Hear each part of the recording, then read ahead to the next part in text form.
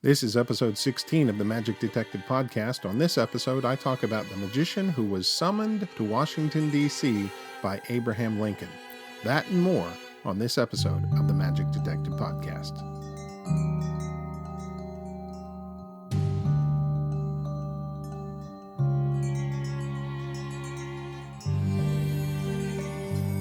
Hello and welcome to the Magic Detective Podcast. My name is Dean Carnegie. I am the Magic Detective, and this is episode 16. If you're new to the show or just stumbled upon us and you're wondering what it's all about, well, my podcast here, I talk about magic history, or basically the history of magicians. This is not a witchcraft or black magic or anything like that podcast. I'm speaking about conjuring, legerdemain, prestidigitation, and the like. You might also consider this a history of theater and maybe even a history of show business as well, because both of those apply. Now, first off, I want to relay a happy belated birthday to Frederick Eugene Powell, the Dean of American Magicians. He was born on March 1st, 1856. And speaking of Powell, I just finished the book by Thomas Ewing called Powell, Master of Magic and Mystery, published by 1878press.com. And I wrote a short review of the book on my blog, which is themagicdetective.com. So you can find that over there. But suffice to say, I loved the book. And I certainly encourage anyone who's interested in magic history and magicians to pick up a copy of the book, because sadly, Frederick Eugene Powell has been mainly forgotten today, but he really was an amazing character from our history. So check that out if you can. It's available through 1878press.com, but I also noticed that Hocus Pocus had it for sale. I think Penguin Magic had it for sale, and Stevens Magic had it for sale as well. So you could check it out on any of those places. So look through to your favorite dealer for the book. I must also mention that the past couple weeks have been very difficult for the world of magic. Just this month alone, we've lost Steve Dushek, Marshall Brodeen, and Johnny Thompson, the great Thompsoni. I'd like to go ahead and start really quickly with Marshall Brodeen, and I'm sure I'm not alone in saying that the path to becoming a magician was certainly made easier thanks to Marshall. He was the creator of TV magic and TV magic cards. As a matter of fact, I want you to listen to this iconic commercial. Hi, I'm Marshall Brodeen, a professional magician. You know, most magic tricks are easy once you know the secret. Now take magic cards. You don't have to be a magician to perform all kinds of amazing card tricks, because it works by itself. Have someone take a card, place it back in the deck. Tap the deck, it comes to the top. Put it back in the middle, and it's back on top again. Make 2 or 3 piles. Whatever pile they point to, the card is there. Now, for more fun, take the top card, tap it, and it changes to their card. Place it on the bottom, and they all change to their card. Cut the deck, and they're all different again. 6 or 60, you can work TV magic cards, the mechanical deck that works all by itself. Wow, does that bring back some memories? Oh my goodness. I can still recall having my parents drive me to a local drugstore because I knew that this drugstore had TV magic sets. And I went in and I bought one with my own money as a kid. And TV magic, something else. Let me tell you a little bit about Marshall. He was born July 10th, 1934 in Chicago. He saw his first magician when one came to his school. Imagine that. A school show magician inspired Marshall Brodeen. And as with many of us, that was all it took for him to get interested in learning magic. And because he lived in Chicago, he frequented many of the shops that were in that town, including Ireland's, Joe Berg's, Abbott's in Chicago, and others. In fact, one of those others was the Chicago Magic Center, where Marshall eventually became a demonstrator at the age of 15. From there, he worked at an amusement park as a sideshow magician, and eventually he learned to become a sideshow barker.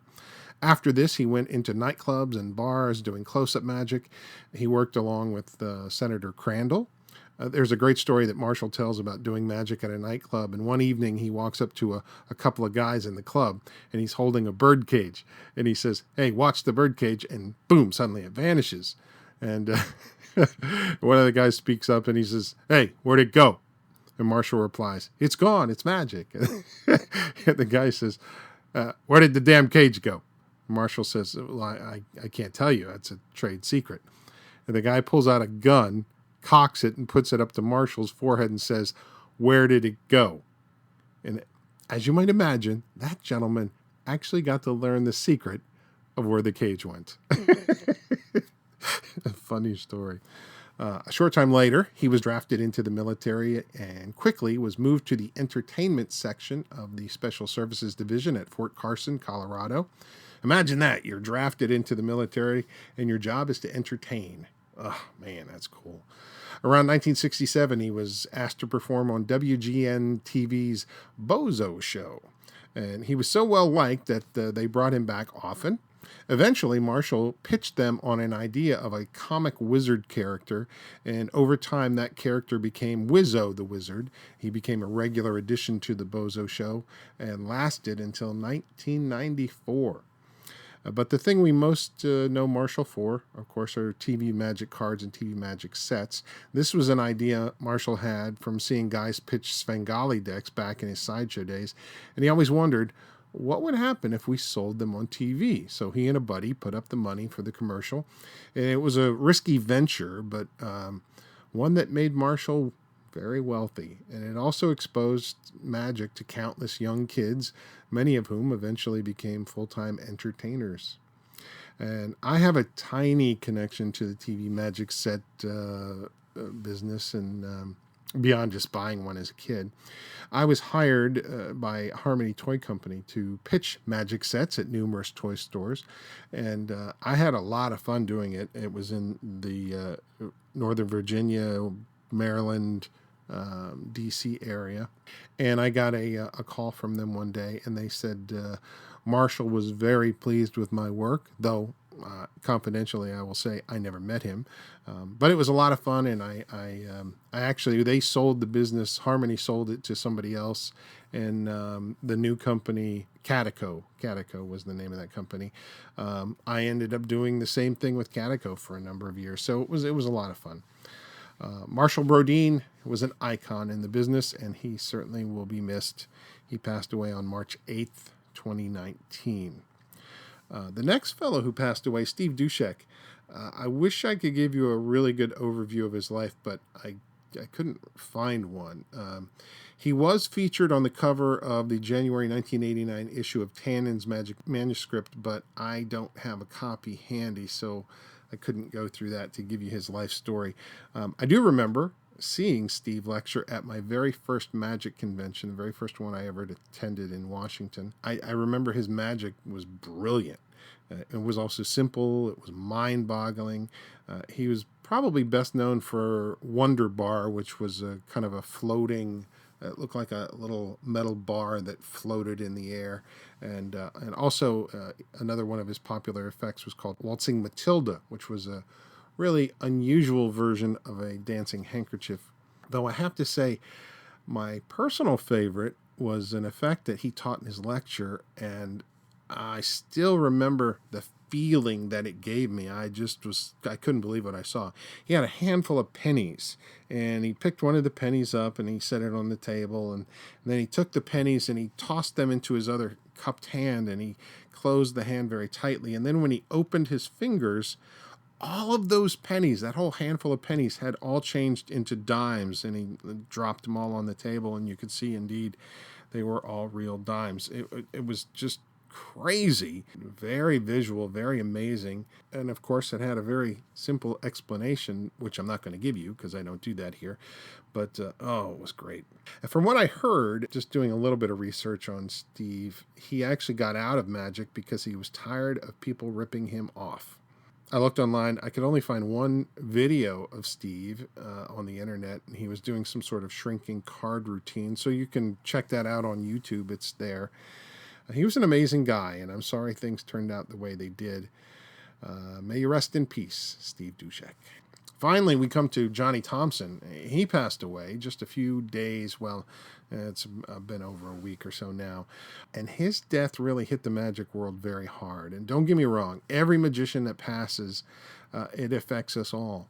But Johnny was more than a magician. He was a bridge to another time, a connection to an era of magic that that we can only read about. Like, he knew people personally like Di Vernon, Charlie Miller, Pop Krieger, Senator Crandall, Jimmy Grippo, John Scarney, many others. And he himself, he rose to that same sort of fame that all of those people had. And he was beloved, without a doubt, by the magic community. In fact, I think it's impossible to find anyone who has a bad word to say about Johnny Thompson. You just won't find them. Apparently, he was exceptionally kind, very giving, thoughtful, and the consummate magician. He was also adept at many different kinds of magic. And he tells a story of getting the book Expert at the Card Table as a young boy and learning all the material in the book. And also when he was young, he saw the Mexican magician Cantu, who was the first magician to produce doves in his show. And Johnny saw that, and he began to develop a bird act. So the Expert at the Card Table was really his first foray into any sort of magic, although he also mentions that the reason he got that book was he saw a movie about a riverboat gambler. So that was sort of how that came about. But, there was magic in the book as well. So that's where Johnny began his foray into magic. And like I said, seeing Cantu do doves inspired Johnny to get into that. In 1947, he happened to see a harmonica act and decided he wanted to learn to play the harmonica. And it turns out he was very good. So he formed a trio with two other friends. At some point, the biggest harmonica act in show business contacted Johnny to see if he would fill in for one of their sick members. This was the Harmonicats. That was the name of this act. He was with them off and on until the late 1950s. And then, I didn't realize this, then along comes Marshall Brodeen, who helps Johnny get into the trade show business. And Marshall also helped Johnny get on the Bozo show a few years later. In the 1970s, Johnny dropped out of the trade show business, left the Bozo show, and went back to his dove act. But this time, he created a character around the act, the Great Thomsonian. The comedy act was the Great Thomsonian Company, and the company, of course, was his wife, Pamela Hayes, who was an actress in her own right, and became not just an assistant to Johnny, but really a very important character in their act. And they performed all over the world and were in high demand for many, many, many, many years. Johnny's contribution to magic goes far beyond that, and in the future, I will do a podcast devoted to Johnny Thompson. But for now, let me just end with, he was born July 27th, 1934. He passed away March 9th, 2019. Johnny Thompson, you are one amazing man. Today is March 24th, 2019. It's the birth date of Harry Houdini. He was born this day in Budapest, Hungary in the year 1874, which makes him a whopping 145 years old. And frankly, he doesn't look a day over 52. By the way, if you'd like to learn a little bit more about Houdini's early life, you can listen to podcast number 5, which is the Starter Guide to Houdini. But in honor of Houdini's birthday, I would like to mention one of my pet peeves, which no doubt would be one of his if he were alive. And if he were alive, he'd be the oldest living man in history at 145. Anyway, what I wanted to discuss is this persistent chatter that Houdini was a bad magician. And as best I can gauge it, this rumor came about mainly because of Di Vernon and a number of Houdini's contemporaries who disliked him. And you could probably add a smattering of Houdini's own ego into the mix for good measure. Di Vernon knew Houdini, and he had no respect for Houdini as a magician. In fact, he would often say that Houdini wasn't a magician at all. He was an escape artist. Well, he was an escape artist, but he was also a magician. Vernon also said Houdini thought he was the smartest man who ever lived. He'd think he was doing you a big favor if he gave you one of his calling cards. He was a ruthless egomaniac. He could not stand any other magician. He tried to get a monopoly on magic. Vernon even goes as far as saying every great magician of his period hated Houdini. This wasn't exactly true, but there were some that hated Houdini. The great Raymond, for example, was no fan of Harry Houdini. Harry Blackstone Sr., also not a fan of Houdini. And Dante, especially, I think you could say he hated Houdini. So it is true that there were some magicians of that time period that did not like Houdini, but there were others that that did enjoy a good friendship with Houdini as well. But I think he was an egotist to a point, and even that, the more I read about it, the more I think, was he really an egotist, or was he just trying to protect his business? Houdini was he was created a brand before we were even using that terminology. And he did everything he could to protect his brand. He didn't want other people doing escape acts because, frankly, he had really cornered the market on that. So he protected it with all he had. He wanted to appear to be the best magician of the time. And if that's your goal, you're going to do everything you can to remain relevant and in the eye of the public. If that means having enormous magic posters, so be it. If that means being in the newspaper all the time, then so be it. I mean, Houdini knew that, that's his livelihood. That's his bread and butter. So he's going to do everything he can to make sure that remains a success throughout his entire career. I think that has a lot to do with his ego. Now, granted, I think in some areas he did, kind of go over that a little bit, and he maybe thought, "Yeah, I am the greatest." I mean, I've read some of the Eliot's Last Legacy, where Houdini actually thinks he's the greatest card man of the era, and I think that's a stretch considering some of the other folks that were around. But okay, I'll cut him some slack there. This whole idea of Houdini being a bad magician, not a very good magician, or only a fair magician, I think is unfair. And for the benefit of those who poo-poo Houdini as a magician, let me just bring up the following: the East Indian needle trick, the metamorphosis, the straitjacket escape, the water torture cell, the vanishing elephant, walking through a brick wall, the Houdini card act. I mean, I could go on, but those are just some great examples of really good, strong, solid magic that Houdini put on the map. Many of these routines are still done by magicians today. Houdini was the one that made them popular. How many people have used a subtrunk in their act since Houdini was alive? And honestly, think about this. Would that routine even have remained popular had it not been for Houdini? Let's take a look at Doug Henning. Doug Henning did the metamorphosis, as it was one of his favorite routines. But his first special, he did Houdini's water torture cell. His next TV special, he did the vanishing elephant. The next TV special, he did walking through a brick wall. I mean, these routines made his career. David Copperfield. David Copperfield did his own version of a water torture cell on one of his older specials. He also took this concept of making enormous objects, a la the vanishing elephant, making enormous objects disappear, when he made a plane disappear and later the Statue of Liberty disappear. Teller of Penn and Teller does the needles. And by the way, Penn and Teller also featured a straitjacket escape early in their careers. And Ricky Jay used to toss a card up in the air like a boomerang and then cut it in half with a giant pair of scissors. And that, my friends, is right out of Houdini's card act. I'd say Houdini's choice of material alone makes the case for his magic being solid. Now, granted, maybe not every one of these things was spectacular. And when I say that, I'm thinking mainly of the vanishing elephant because of the methodology. But but for pure publicity purposes, it couldn't be beat. Now, Houdini wasn't a card mechanic like Vernon, and he wasn't a master manipulator like Cardini, nor was he a grand illusionist like Thurston or David Copperfield. He had his own style.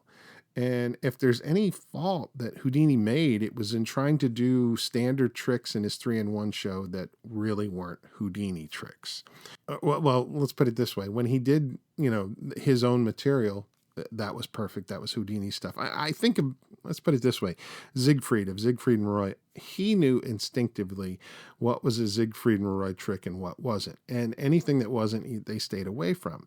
And really, to some degree, Doug Henning knew this as well.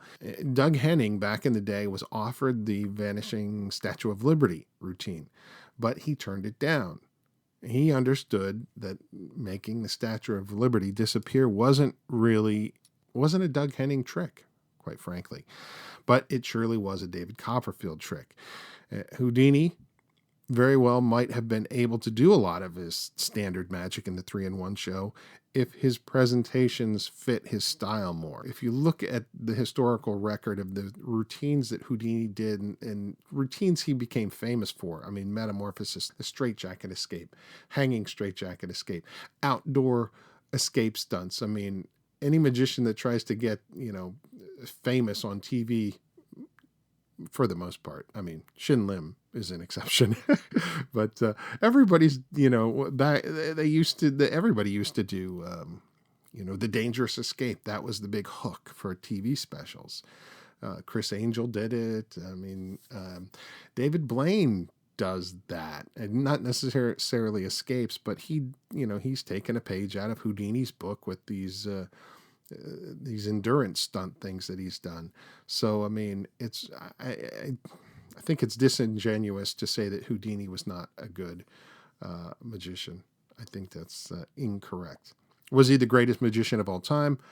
No. But you can't dismiss his popularity, his charisma, his sheer determination to stay on top, even these many years later after he has died. It's a feat that no other magician has been able to do. And now let's get into our feature. Horatio Green Cooke was born 1844 in Norwich, Connecticut. As a youth, his family moved around a bit, finally settling in Iowa. In 1861, Horatio was working as a teacher.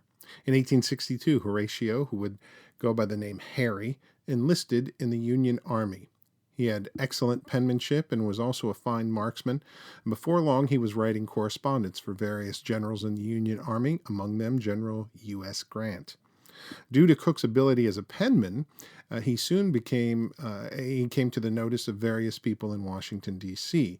His ability as a marksman also played a part in his change in career and in rank. He went from being a private in the Union Army to being selected to be captain of Lincoln's Federal Scouts. He always carried with him an autographed letter from Abraham Lincoln informing him that he had been selected to be one of his special scouts.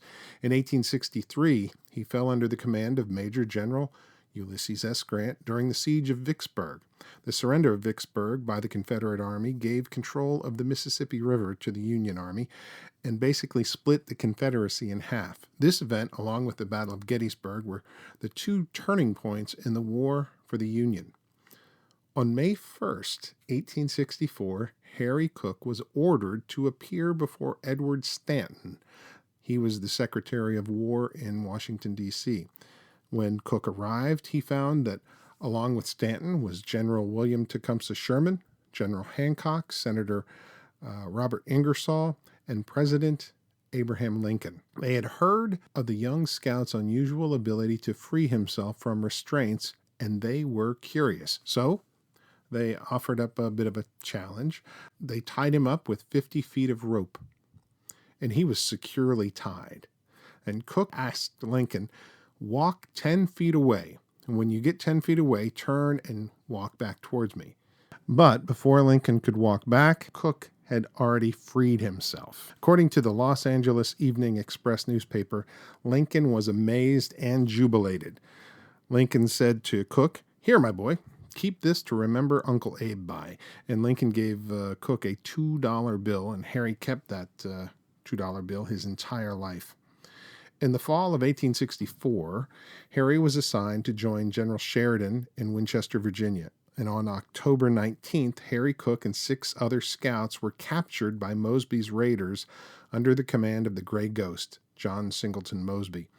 Mosby was notorious for his stealth-like raids against the Union forces. When his band of raiders captured Harry Cooke and his fellow scouts, they took all their possessions as well. In Cooke's pocket was the personal letter from Lincoln appointing him to the position of Federal Scout, a cherished remembrance. In Mosby's eyes, Cooke was a spy and was sentenced to be hanged along with his other scouts. They were to get an early morning hanging, but their final evening on earth would be spent tied to a tree. Now, being the escape artist that he was, Cooke quietly freed himself from the ropes and then proceeded to free his fellow prisoners and returned back to the Union side under the cover of darkness. Due to the fact that not all of his fellow scouts could swim, they had to split up. 3 swam across the Potomac River, and others made their way through the woods. One of the scouts, who was swimming, later drowned trying to cross Harper's Ferry Canal.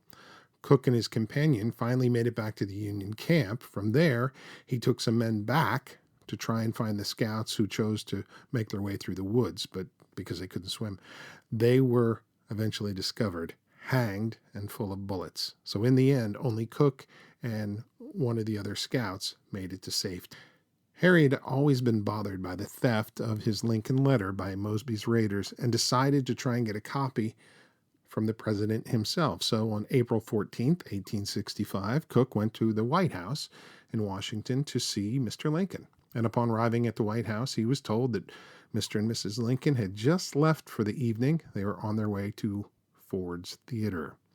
Harry Cooke went to Ford's Theater as well, where the president and the first lady were watching the play Our American Cousin. A short time after Harry Cooke arrived, a loud shot rang out. And, well, the rest is history. Cooke was there in the audience as John Wilkes Booth shot the president and then jumped to the stage and out the back doors of Ford's Theater.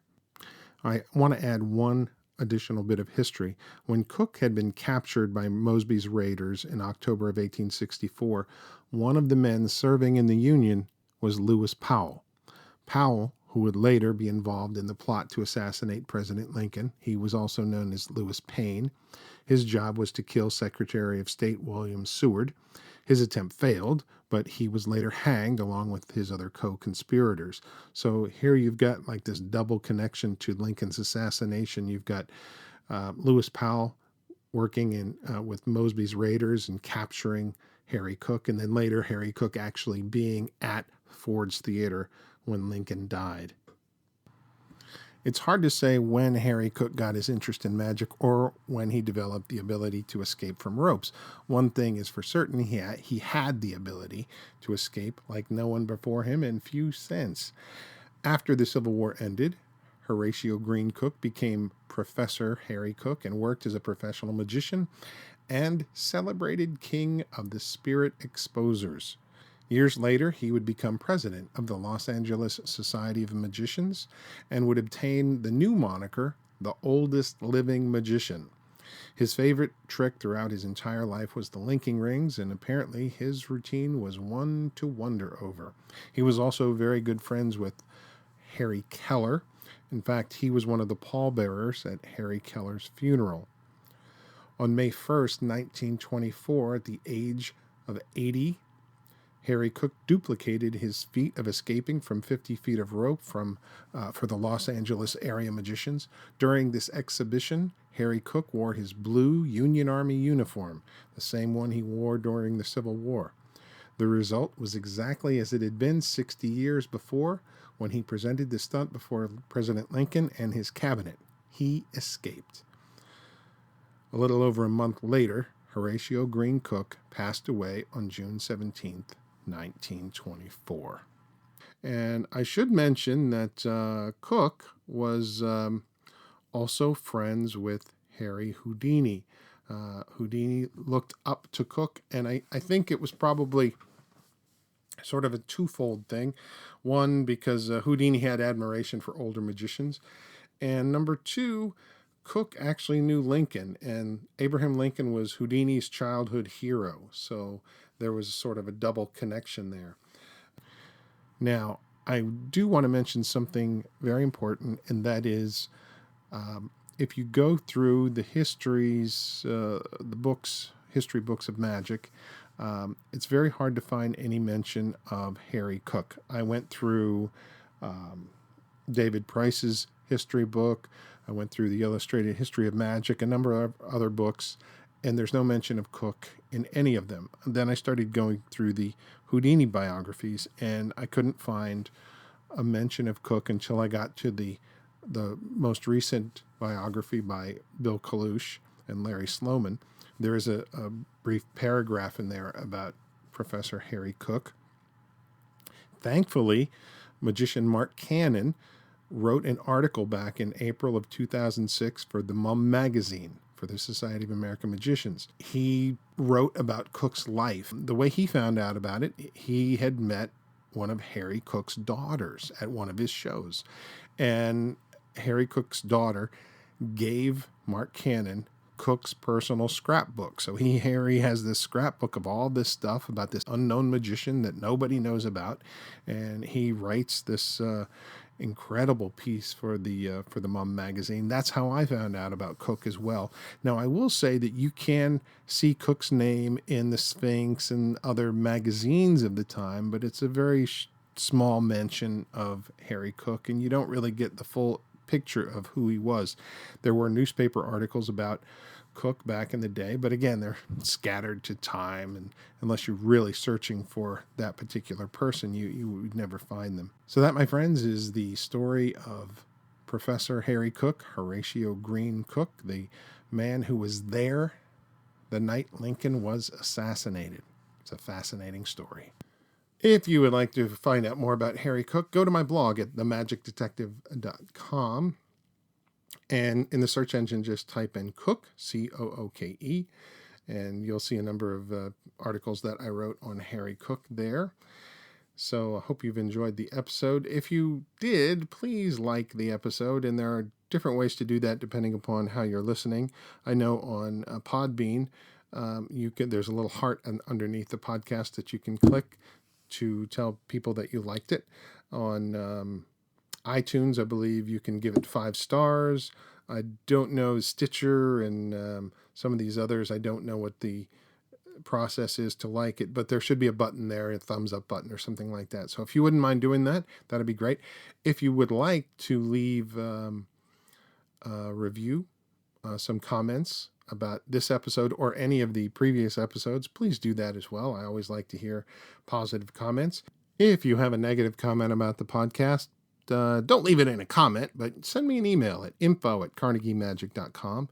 I'd be happy to hear any sort of constructive criticism, and I'm always open to that. Always looking to improve the podcast as best I can.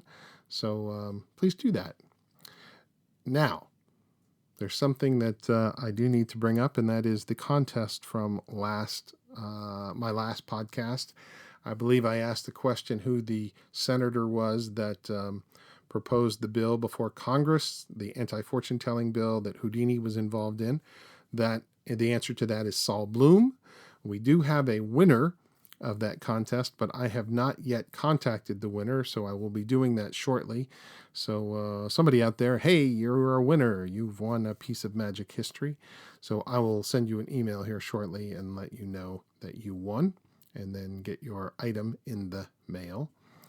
So let me see what else. Let's go ahead and do one more contest. This will be, I'll give the prize away on episode 17. The question is, Surveille Leroy, before he was famous for the Monarchs of Magic, performed with a group called the Triple Alliance. Name one of the other 2 magicians that were involved in the Triple Alliance. And you can send me an email, info@carnegiemagic.com, with the answer. Just put in the subject line contest, and then just put your answer in there if you know one of the 2 other magicians. And I'm going to, let's see, we'll do the first person that gets back with me this time. Instead of the 5th, we'll do the first person that gets back with me. So you could win a piece of authentic magic history. Also, really quickly, I want to give a big shout out to Marshall Brodine's website, which is marshallbrodinsamazingmagic.com, where if you want, you can go on and buy a really cool TV Magic t-shirt, which I did. There's 2 different kinds. There's one with the red TV Magic logo, and then there's one with the purple TV Magic logo, and that one is to support Alzheimer's care and Alzheimer's research. So if you want, I would encourage you to do that. It's marshallbrodinsamazingmagic.com, and go there and check that out. And that's going to do it for this episode of the Magic Detective Podcast. I'm Dean Carnegie. I am the Magic Detective. Thank you for listening, and we will see you next time.